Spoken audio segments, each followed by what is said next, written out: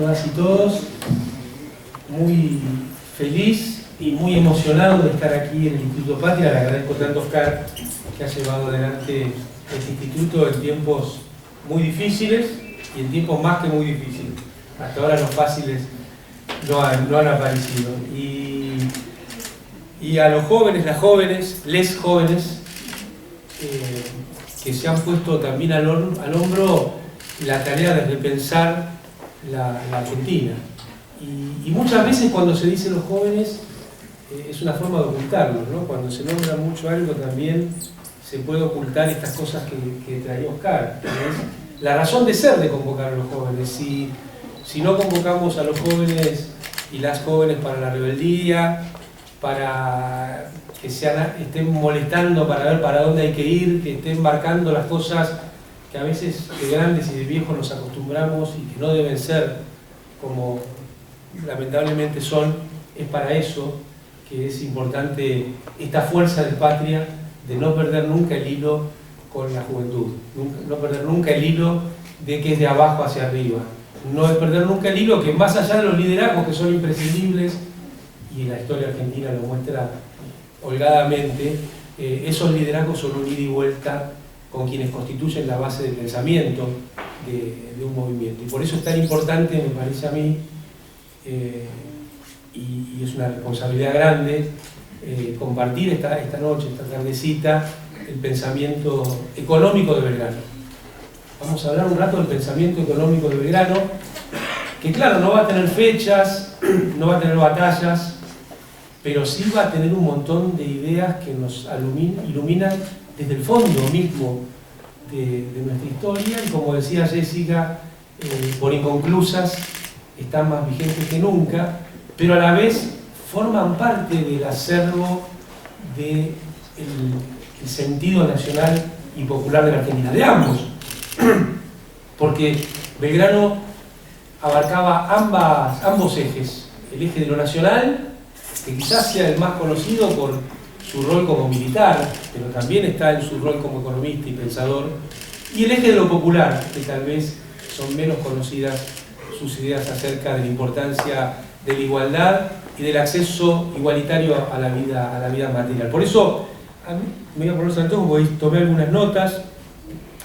Me parece que Manuel Belgrano inicia, y este rol no se lo han dado, una tradición en las ciencias sociales de Latinoamérica, en las ciencias sociales emancipadoras, el tipo de ideas que ahora vamos a ver que él empezó a desarrollar, que tienen, desde mi humilde visión, un punto muy alto en la obra del peruano Mariátegui, en sus 7 ensayos de la interpretación de la realidad peruana, sobre todo en cuanto a ser personas que tenían una formación muy profunda en el conocimiento de la frontera de la ciencia en Europa, pero al mismo tiempo pensaban que había que reorganizar esos conocimientos a partir de conocer y mirar profundamente la tierra donde están llevando adelante la acción. O sea, no el conocimiento europeísta, que es una forma de colonizar, ¿no? El europeísmo, o la visión de nuestra vida social, con las lentes de la academia europeicista, es una forma de colonialidad también.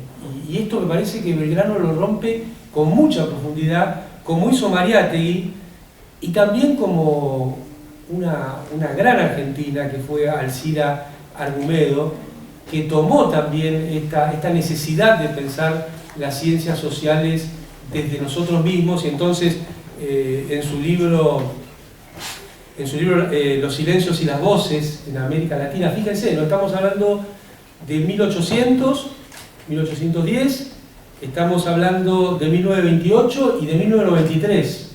O sea, que esto que nos decía Jessica, que hay un hilo entre las ideas de Belgrano, de Perón y de Cristina y Néstor, bueno, también lo tenemos en el campo de la academia, porque el texto de Alcira es del año 1923, y claro, ella ahí nos pregunta, ¿desde qué nosotros pensamos nuestra modernidad? Si seremos capaces de pensarla con una visión desde nuestra tierra, desde nuestros problemas, o lo vamos a hacer con una matriz de pensamiento ajena y en algún sentido que tiene un tinte colonial. Y esto estaba muy fuerte en el pensamiento de Belgrano, muy fuerte, porque más allá de los temas puntuales que vamos a ir tocando, hay ejes rectores del pensamiento de Belgrano. Y el primer eje rector es este, el problema epistemológico. La economía es una ciencia histórica, y entonces si es una ciencia histórica, ¿hay un solo modelo? ¿Hay una sola receta? Es algo que nosotros decíamos muy fuerte allá por el 2007, 2008, bueno, antes todavía cuando Néstor le hizo el pago completo al Fondo Monetario. No hay un modelo único donde quepan todas las posibilidades de desarrollo de una sociedad sin atender las peculiaridades, las especificidades de cada una de las sociedades, y si no tuviera peculiaridades y especificidades, su mismo momento histórico hace o puede hacer que sean necesarios distintos modelos en el camino hacia el desarrollo. Y la otra cuestión que plantea Belgrano, no lo dice explícitamente, pero él se dedicó a traducir las obras de, por ejemplo, los autores fisiócratas como Quesnay, en cómo aborda él estas traducciones y cómo las presenta, está esta idea de si el conocimiento de ciencias sociales es secuencial, o sea, hay un movimiento que tira por la ventana al movimiento anterior y no hay nada más que tomar, o es una cuestión más dialéctica, donde hay idas y vueltas, cosas que traer de cada movimiento para hacer el pensamiento nacional y popular tomando distintos aspectos. Y en esto me parece que es la clave para entender el pensamiento belgraniano, porque en algún sentido Belgrano era liberal, claro, pero no liberal en abstracto, era un liberalismo para que el sistema de comercio del virreinato, porque él fue funcionario de la colonia, no tuviera el monopolio con un solo país. Entonces, en ese sentido sí, era liberal, y en este sentido era una actitud progresista en términos de la época, pero al mismo tiempo era mercantilista, porque pensaba que había que administrar fuertemente el comercio exterior.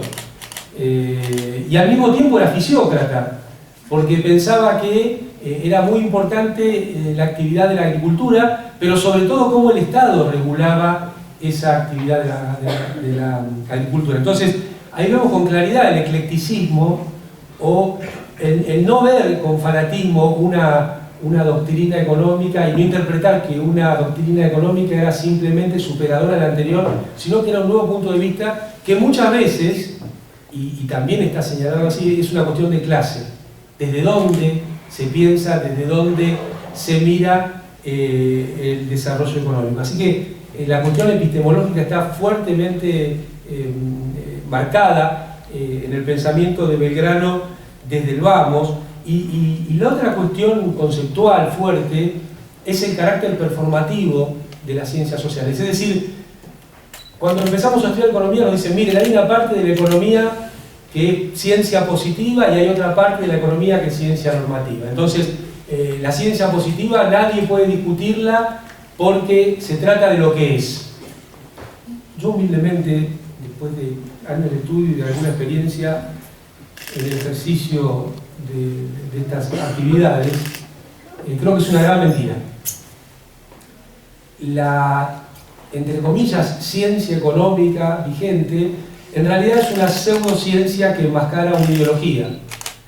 Y en ese sentido es performativo, porque si a vos te dicen, mira, el mercado es la forma perfecta y mejor de asignar los recursos sin ninguna intervención del Estado, y te lo demuestro con un aparato aritmético, qué sé yo, bueno, la consecuencia de política económica es que hay que buscar mercados libres.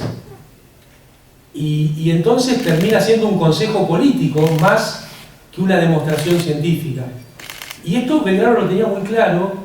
Él analizó fuertemente las leyes de la agricultura de Inglaterra, los distintos momentos de más libre cambio o menos libre cambio sobre los granos en Inglaterra, y de esa manera demostraba que en realidad ahí había cuestiones de visión de clase más que una cuestión científica. Vamos a volver sobre esto en un rato. Entonces, sobre estos dos pilares, epistemológico y conceptual, hay unos ejes rectores para mí, que el primero es la elaboración del saber ortodoxo, o sea, tomar el saber de la ortodoxia del momento para convertirlo en un saber propio, en un saber nacional y popular. Por primera vez aparece el tema centro-periferia, después, muchos años después, vuelve a aparecer en la teoría económica con Raúl Prebisch, que a mí es un personaje que me hace mucho ruido porque, claro, es quien escribió el programa de la Revolución Fusiladora. Entonces, en Argentina es bastante extraño cómo se tejen y se construyen los prestigios, ¿no? Pero bueno, este tema centro-periferia ya estaba en el pensamiento económico de Belgrano.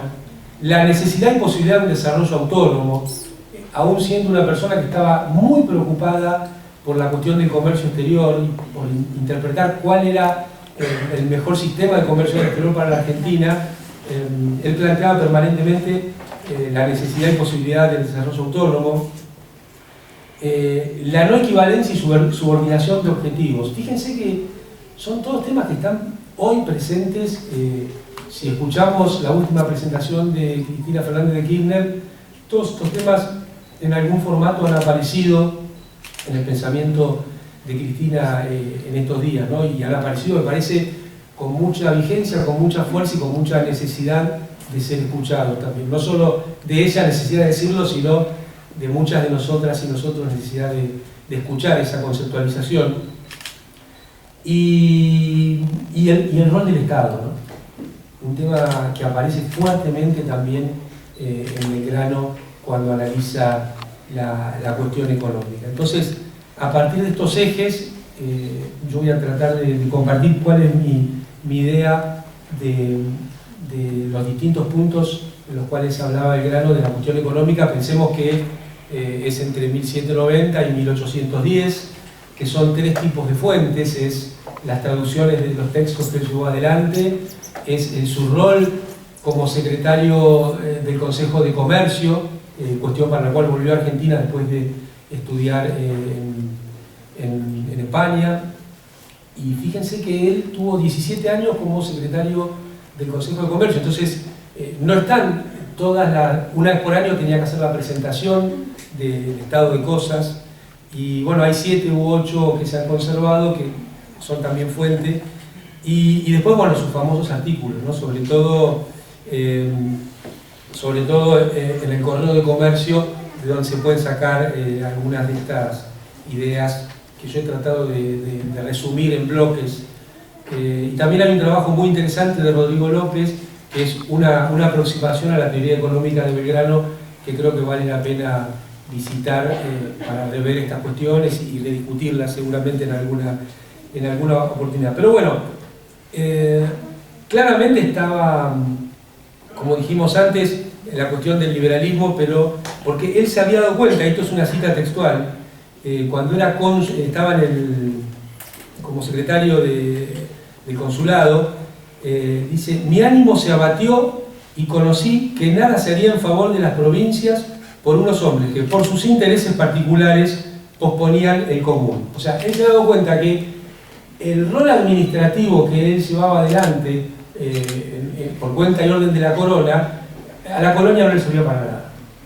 Era un sistema de extracción de valor de las provincias unidas del Río de la Plata. Él había nacido en este territorio siendo el virreinato del Perú, y bueno, después se convirtió en el virreinato del Río de la Plata, y ese rol no le estaba dejando nada a la colonia, simplemente era un mecanismo de extracción de valor, y ahí empieza a desarrollar muchas de estas ideas, ¿no? Y está también esta pregunta en sus textos: ¿el libre comercio, en definitiva, es una ciencia o es una doctrina? ¿Estamos hablando de una conclusión científica o estamos hablando de un punto de vista de un grupo o de una clase para imponer un sistema al conjunto? Y claro, repensando esto desde hoy, no nos cabe ninguna duda, ¿no? Fue un sistema para que haya países que solamente podamos exportar materias primas y haya países que dominen al mundo a través del comercio internacional, comprando barato y vendiendo muy caro. Y aún nos encontramos en esos debates. Miren lo que ha sido en estos días.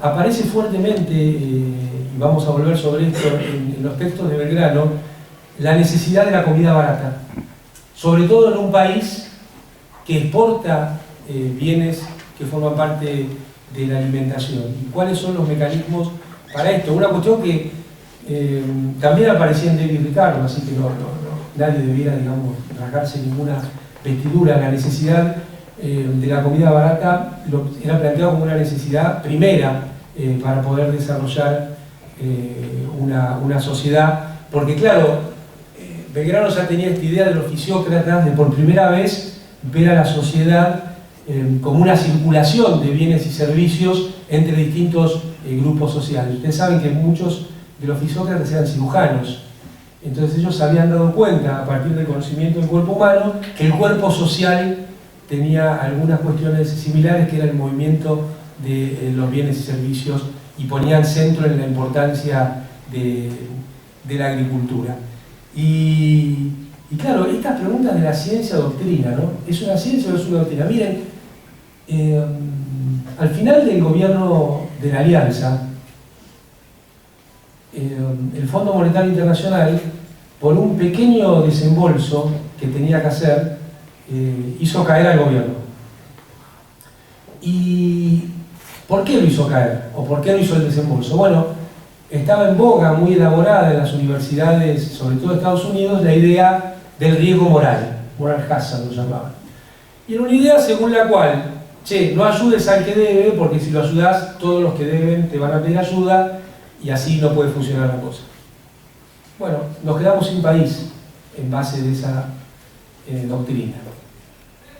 Y si no hubiera aparecido Néstor Kirchner, vaya a saber Dios qué hubiera pasado con la República Argentina.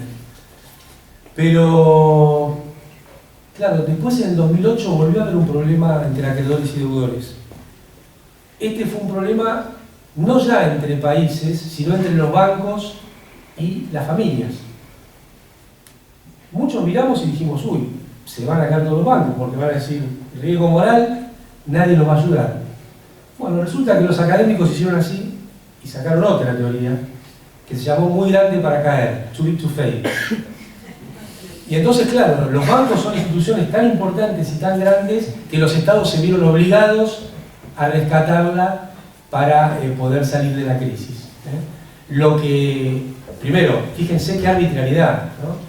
Qué doble vara para tratar los temas de las sociedades. Segundo, lo que terminó sucediendo a partir de ese rescate fue que el mundo se hizo cada vez más desigual, porque los bancos y quienes llevan adelante la tarea en los bancos no tuvieron ningún impacto ni en su vida, ni en sus salarios, ni en sus ingresos. Los años 2009 y 2010 siguieron ganando fortunas, mientras el desempleo crecía, caían las sociedades y había muchas dificultades, aún no solo en la vida popular, sino en el sistema productivo. En el sistema productivo, aún en países como Estados Unidos. Así que bueno, esta idea de si ciencia o doctrina me parece que da para pensar un rato largo. Seguramente habrá muchas voces que dirán, bueno, porque no sabes nada de economía, y si repetís la palabra oferta y demanda muchas veces, te convertís en un sabio con mucho espacio en la televisión. Y quizás te puedas proponer que haya comercio de dólares, pero bueno, ese es otro cantar. Bueno, ¿qué pensaba Belgrano del tema del campo? ¿Qué pensaba Belgrano del tema del campo? Lo primero que se sorprendió y que llamó la atención era la cuestión de los latifundios. Belgrano preconizaba, estaba a favor de que haya pequeñas unidades para la producción agropecuaria, pequeñas unidades. Y otra cosa que por ahí hoy es más llamativa, que preconizaba garantizar el acceso a la propiedad de la tierra para el que la trabaja. Es una idea que estaba ya en Belgrano a principios del siglo XIX. Y claro, con esta idea de la circulación de la renta entre las distintas clases sociales, obviamente Belgrano se preocupó por el tema distributivo. Que el tema distributivo, porque vamos a ver más adelante también que el tema distributivo para Belgrano es central, porque él es de los que pensaban y pensamos que la demanda es la fuerza motriz de las sociedades, que el mercado interno es la fuerza motriz de la sociedad. Los que no creemos en la teoría de la oferta y del derrame. Yo me acuerdo que Néstor Kirchner una vez dice, esta gente del derrame, cada vez que se empieza a llenar el vaso, viene con una pajita y ya no derrama nada. Y la verdad que es una expresión...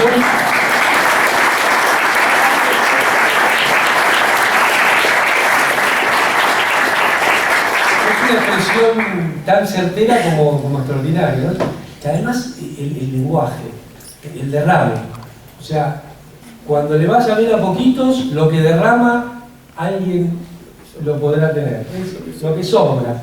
Hace acordar esas visiones de la Edad Media donde desde los castillos tiraban los restos de la comida, ¿no? Y eso es la teoría del derrame. Eso, tanto que la modernidad no es feudal, también es una idea a revisar, me parece. Por eso él le daba mucha importancia a este tema del comercio exterior y la demanda efectiva. Y pensaba que el rol del Estado era controlar la cuestión del comercio exterior. Y la expresión que usa es espectacular. Dice, lo que necesitamos es una policía general del Estado para conducir los precios de la comida al punto. Una policía general del Estado. Y eso que no era... que lo de militar lo tuvo que hacer a la fuerza, ¿no? Nadie puede decir que porque tuvo una formación de militar. Pero ahí hay una característica sobre la cual vuelve una otra vez, la necesidad de la comida barata, la necesidad de la mejor distribución del ingreso. Y esto no podía lograrse sin el rol del Estado articulando, porque también lo señalaba, no puede haber una solución de mercado, sino que es un equilibrio político el que le permite a una sociedad constituirse una sociedad que comienza a desarrollarse. Y ya que estamos, agarremos algunos textos de David Ricardo, textual, El interés del terrateniente siempre es opuesto al de todas las demás clases de la sociedad. Su situación nunca es tan próspera como cuando los alimentos están escasos y caros, mientras que para todas las demás gentes es un gran beneficio tener alimentos baratos. Y les aviso que David Ricardo no era kirchnerista, ni peronista, ni argentino.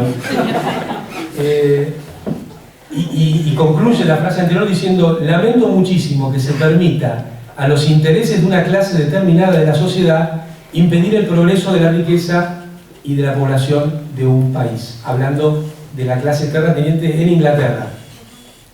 Por eso, bueno, esta centralidad que le da Belgrano al rol del Estado en el comercio exterior, él estaba más orientado a no regular los precios, sino las cantidades. El famoso tema que hoy llamamos de los cupos. ¿Cómo es?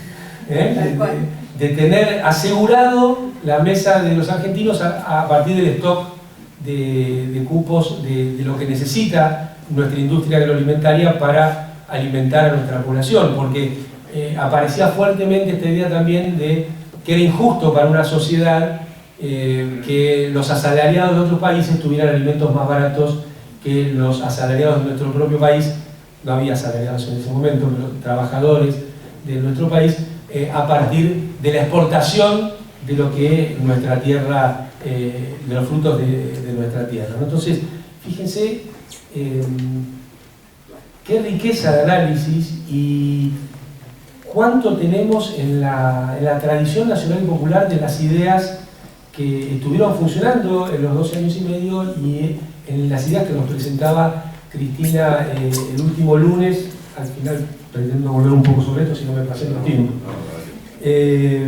Bueno, sobre la libertad de comercio, para él era la lucha contra el monopolio español. No era una libertad abstracta. Una cuestión que muchas veces aparece en el debate con los que se autoperciben liberales o se autodenominan liberales. Es Bueno, ¿de qué libertad estamos hablando, no? Porque humildemente yo creo que no podemos hablar de libertad sin igualdad.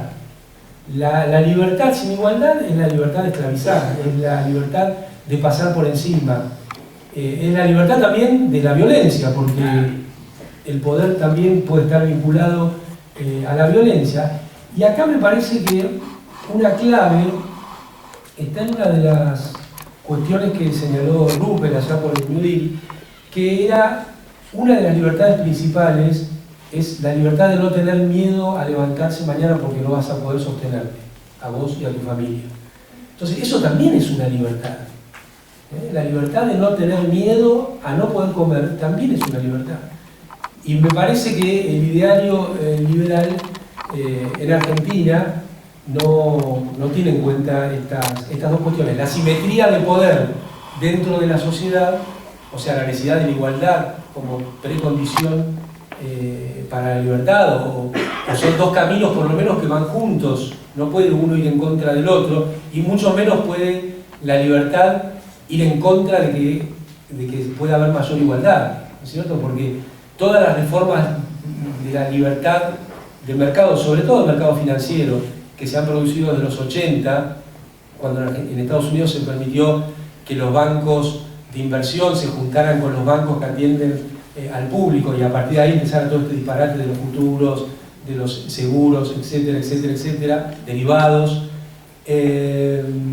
hace que la libertad de muy poquitos destruya la libertad y la perspectiva de las grandes mayorías, y esto está demostrado en la concentración del ingreso y la riqueza que hay, que era una cuestión que Belgrano tomaba una y otra vez, la necesidad de que no haya concentración. En algún sentido es precursor de algunas ideas de Keynes que ahora vamos a mencionar, porque, claro, la concentración se ha ido agravando, lejos de estabilizarse o cambiar el signo. Miren, en la Argentina, para no agarrar índices, indicadores, por impulso de Máximo Kirchner y de Heller, tuvimos una ley que permitió un aporte solidario de las grandes fortunas, bueno, por unidades. Y que me parece que fue un hecho revolucionario en tanto poder romper con una serie de tabúes que parecía que no se podían tocar. Y fíjense, ¿no? ¿A cuántas personas alcanza? En un país de 47 millones de personas alcanza a 14.000 personas. Ese es el nivel de la concentración en la República Argentina. Cuando dicen, ¿qué es la concentración? Eso es la concentración. Y para más dato, muchos eran parientes, parece ser, y algunos, inclusive, son del mismo grupo económico. Entonces, ese es el nivel de concentración en nuestro país. De esto también hablaba bastante Manuel Belgrano, como venimos diciendo.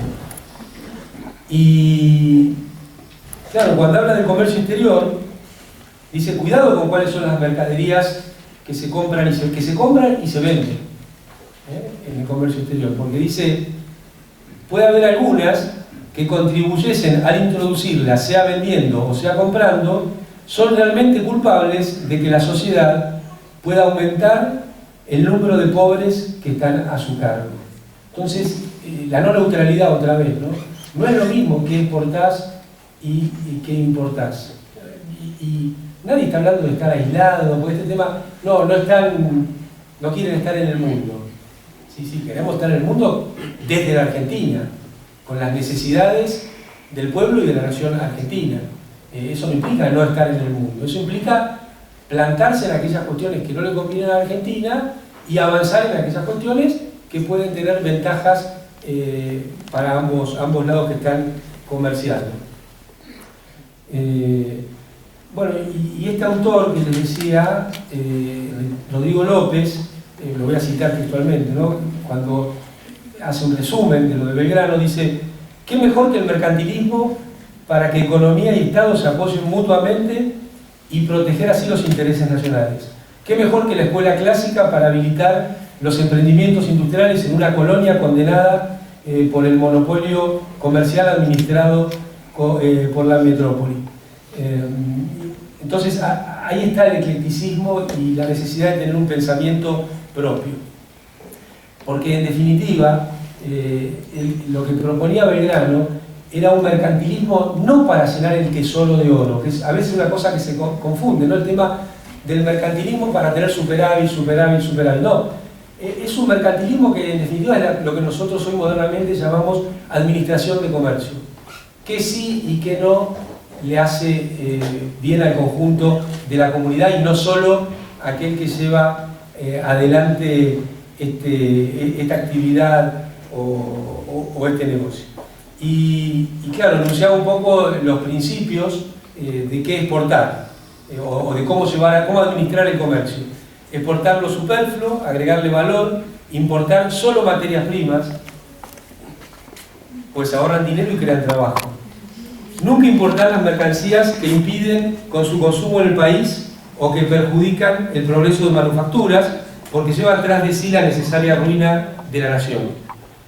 No importar mercaderías extranjeras de puro lujo a cambio de dinero, cuando este no es el fruto del país, porque es una verdadera pérdida para el Estado. Y cuando habla de Estado, habla de la sociedad, en realidad, entendido en el lenguaje de hoy. Y finalmente un tema que es central para la historia del peronismo, para la historia de Argentina, un énfasis en hay que venderle flete a otras naciones. Hay que venderle flete a otras naciones. Nosotros recuerdan que tuvimos una línea, una flota de bandera nacional y bueno, en tiempos del gobierno de Cristina tratamos de avanzar en forma permanente en tener reserva de carga para, por lo menos, la bandera nacional. Aunque no teníamos una flota nacional, los barcos de bandera nacional, porque claro, fíjense lo penetrante del pensamiento de Belgrano. Fijémonos en qué ha devenido esto. Nosotros los países latinoamericanos y otros países del globo, exportamos materias primas, ¿está bien?, que tienen mercados perfectamente competitivos.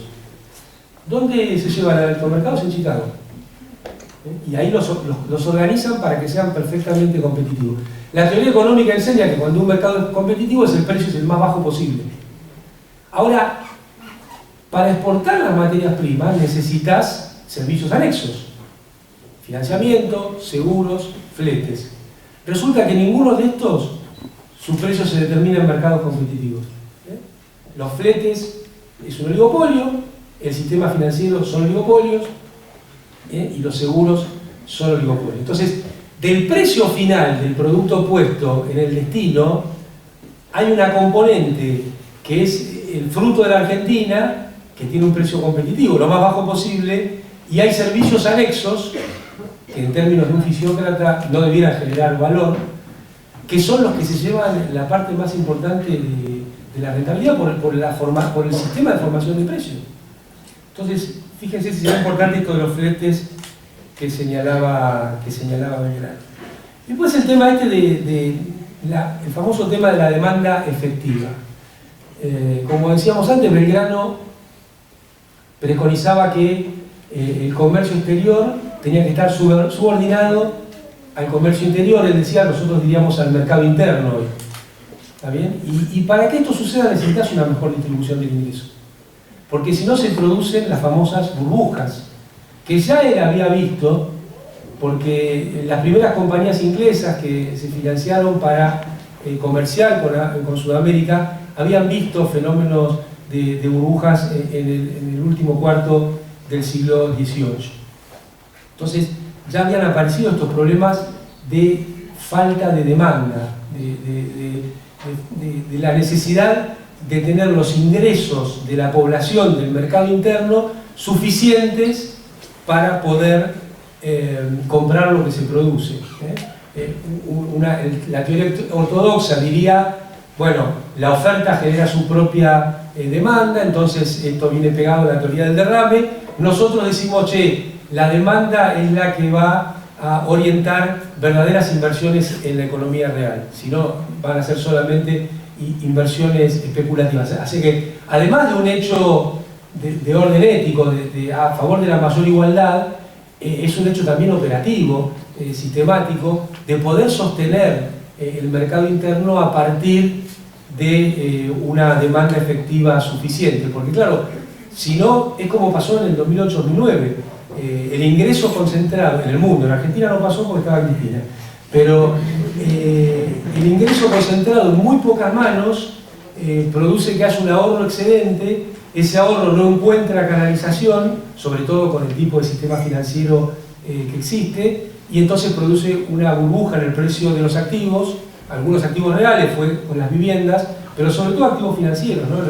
Los futuros y los derivados, y esto produjo un crack en la economía que, digamos, lo pagó los salarios y el desempleo, no lo pagaron los grandes capitales. Entonces, este tema de la demanda efectiva y de la ley de Say aparece sin nombrarlo, criticado sin nombrar la ley de Say. Lo de la demanda efectiva tampoco, porque lo conceptualizó Keynes, pero él hablaba de la necesidad de que el comercio interior subordine al comercio exterior, y aparece claramente este tema de la necesidad de ingresos y una mejor distribución. Y finalmente, el tema del dinero. También se ocupó de la teoría monetaria, que era una cuestión que estaba en boga en ese momento. Había mucha disputa entre lo que habían sido las teorías clásicas del velo monetario y el dinero neutral. Belgrano hace referencia a que el dinero puede ser parte del motor de crecimiento de una sociedad, que no va a ser instantáneamente un efecto sobre los precios y la inflación, que cuando hay tierra excedente, cuando hay población que no encuentra una ocupación, bueno, es posible a través del dinero y el crédito que tenga un efecto en las cantidades, es decir, en un mayor crecimiento y no necesariamente en los precios. Me parece que es otro tema muy relevante acá, más allá de que Keynes y Keynesianismo mismo lo desarrolló muy fuerte, interpretar que ya en el nacimiento mismo de nuestra patria hubo alguien que estaba pensando en estos términos y estaba a favor de los bancos. Piensen que cuando él vivía no había bancos. El primer banco en Argentina es de 1822. Y aún no habiendo bancos, él ya preconizaba la necesidad de que tuviera una fuerte regulación, más allá de ser favorable a que los bancos existieran y estuvieran funcionando.